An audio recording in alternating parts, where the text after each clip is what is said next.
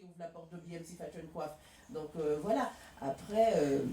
En fait, ce qui est intéressant, c'est que l'apprentissage du cuir chevelure est donné, parce que c'est fortifier la racine donc, des cheveux, c'est aussi l'étude pour permettre non plus, et aussi de soigner donc, la chevelure, soigner la personne, quels que soient les cheveux que cette personne peut avoir. Oui. L'essentiel, c'est que donc, et l'harmonisation, tout ce que l'on peut mettre, les énergies que l'on peut transcender à travers ses cheveux, c'est de connaissance. Tout à fait, de connaissances, parce que bon vous savez que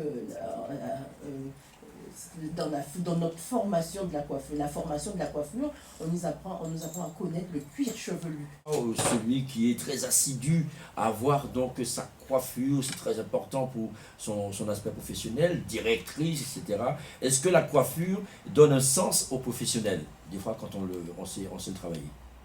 Les cheveux, la forme, parce que très souvent les gens nous demandent des questions, nous posent des questions par téléphone, telles que j'aimerais faire une coupe, quelle coupe que vous me conseillez, mais à ce moment-là on ne peut pas conseiller forcément, on ne peut pas conseiller une coupe par téléphone parce qu'on ne voit pas la personne, on ne voit pas la forme du visage, donc du coup on ne peut pas répondre, il y a des questions comme ça, ou encore pareil aussi pour les prix, on ne peut pas fixer un prix par téléphone.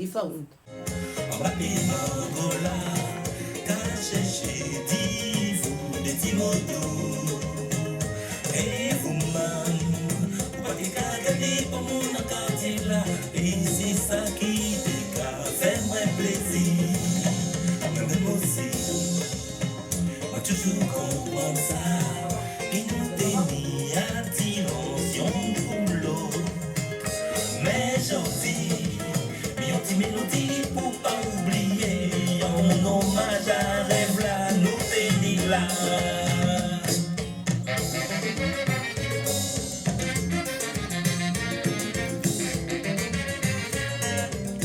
Les gens sont un petit peu comme ça, c'est tout fait effet de mode. De mode, et puis bon, c'est facile d'avoir les moyens, un budget pour faire découvrir quelque chose qui n'est pas forcément super bon ou super...